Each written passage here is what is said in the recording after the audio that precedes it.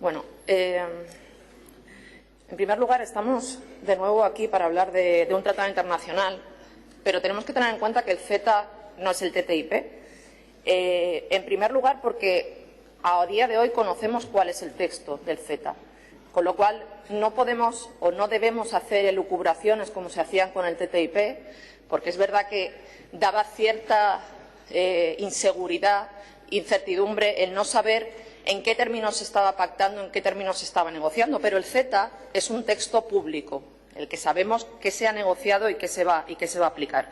Nosotros creemos que el CETA es un tratado bueno, que es mejorable, como todo, pero que es un tratado bueno, sobre todo para pymes y ciudadanos. ¿Por qué? Porque ¿acaso ustedes creen que las multinacionales como ACS, que consigue contratos en Canadá, o Bombardier, que consigue contratos, la constructora de aviones canadiense que consigue contratos en Europa, o Michelin, el productor de neumáticos franceses, necesitan un tratado internacional como el CETA para trabajar en la Unión Europea y en Canadá? ¿Les afecta que haya limitaciones o reglamentaciones? Una multinacional no es la que va a sacar provecho de la eliminación de aranceles, porque el CETA, el problema o la cuestión que tiene para el comercio internacional no es solo la eliminación de aranceles. Hablamos de aranceles, pero se nos olvidan muchas otras cosas. El verdadero freno para el comercio internacional son las cuotas y son las diferentes reglamentaciones que hay entre diferentes países. Y esto sí que va a beneficiar sobre todo a las pymes valencianas. Hablemos con las empresas de calzado, con las empresas de azulejo, con las empresas de productos agroalimentarios. Puede ser que estemos ahora preocupados por la imposición de cuotas y aranceles en Argelia para el azulejo de Castellón y, sin embargo, estemos en contra del CETA, que va a eliminar esos aranceles y esas cuotas. ¿Creemos que esa postura es sostenible desde unos partidos que quieren que las pymes tengan cada vez más capacidad de realizar negocio, bien internacional o bien nacional? Creo que esa es la diferencia. Además, introduce una iniciativa que es muy positiva para las empresas agroalimentarias, es la protección de las denominaciones de origen y la protección de la propiedad intelectual. En el momento en que firmamos el CETA y obligamos a Canadá a que firme el acuerdo internacional y los estándares internacionales de propiedad intelectual, cualquier empresa de la Unión Europea va a ver protegidas sus marcas y sus denominaciones de origen, las que están recogidas en Canadá. Por eso creemos que es favorable principalmente para las pymes, que son las que van a tener más problema para litigar en el caso de que se vean afectadas. Otra cosa más. Hablamos de servicios públicos, de liberalización de servicios públicos o de cómo van a verse afectados. Yo me pregunto, cuando el PP estableció las concesiones de hospitales privados, ¿teníamos algún tratado internacional? ¿Teníamos el CETA? Cuando algunos ayuntamientos han privatizado la gestión pública del agua, ¿había algún tratado internacional que les obligaba? Al final acaba siendo voluntad política. Si un gobierno no va a querer privatizar un servicio público, por mucho que tengamos el CETA, no se va a privatizar.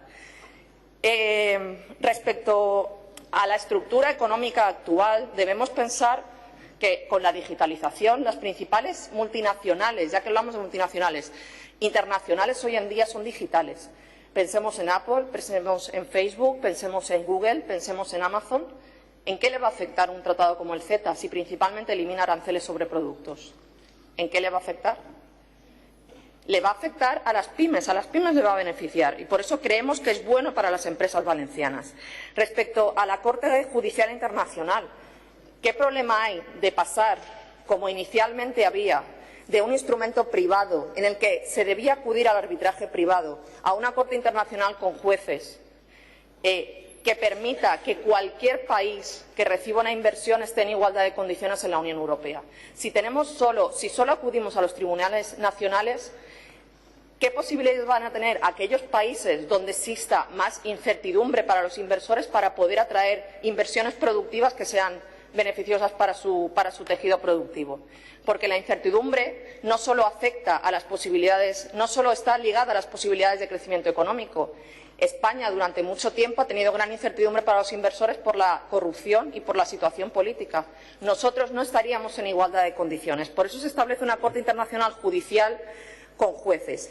Pero es más, nuestra Constitución contempla que una vez que pactemos y nos adhiramos a cualquier tratado internacional, esa Corte Internacional va a ser parte de nuestro marco legislativo. ¿No pasa lo mismo con el Tribunal Internacional de la Haya? ¿No pasa lo mismo con el Tribunal Europeo de Derechos?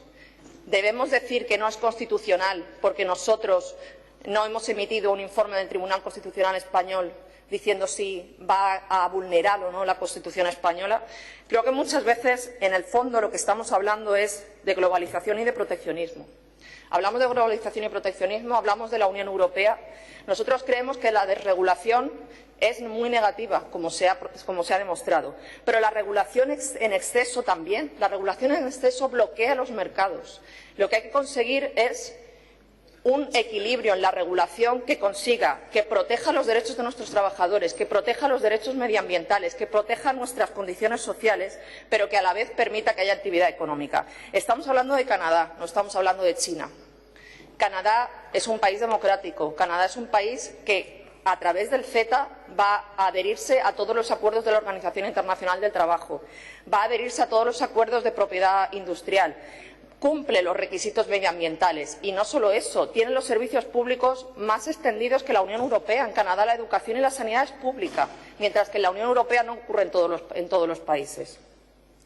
Por lo tanto, creo que al final el debate, lo que hay detrás del debate, no es el Tratado de la Unión Europea con Canadá. Lo que hay detrás del debate es la visión respecto a cómo nos afecta la globalización, cómo nos afecta el comercio internacional y cómo afecta el proteccionismo. Nosotros tenemos muy claro que estamos contra el proteccionismo. Creemos que la globalización bien regulada va a mejorar las posibilidades de vida y las posibilidades de realizar actividad económica de nuestras empresas.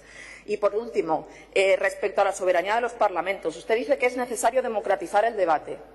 ¿Considera que un debate en este Parlamento no es democrático? Yo creo que somos suficientemente herramienta democrática para debatir las leyes y los programas que van a afectar a nuestros ciudadanos.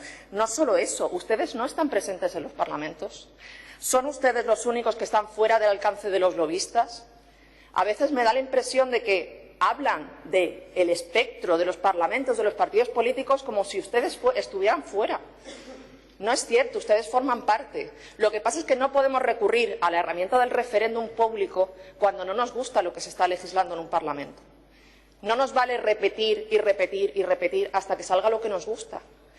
Tenemos que conseguir una situación en la que en democracia todos consigamos que mediante el debate se legisle lo que cree la mayoría, no una minoría que quizá no sabemos qué representación tiene. La representación se la han dado los votantes. Vuelvo a coincidir. Vuelvo a reincidir, estoy acabando ya. Vuelvo a reincidir. Creemos que es un tratado bueno, que es mejorable, seguro, pero es un tratado bueno. Creemos que va a mejorar la situación y las posibilidades de los ciudadanos y de las pymes, sobre todo de las pymes valencianas. Y creemos que es necesario información de los ciudadanos, pero información, porque ahora mismo tenemos el texto público y todos podemos analizarlo. Muchas gracias. Gracias, señora Hernández. Per a defensar l'esmena del grup parlamentari Ciudadanos, té la paraula la seva diputada. Vale, pues perdóneme, señora García, si quiere hacer... Señora García, perdone, es que me ha pedido hacer la individual la aceptación o no de la enmienda. Señor Jeffner, cuando por favor pulse. Muchas gracias. Durante 4 minutos. Bien. Tiene usted la palabra. Gracias, señora presidenta.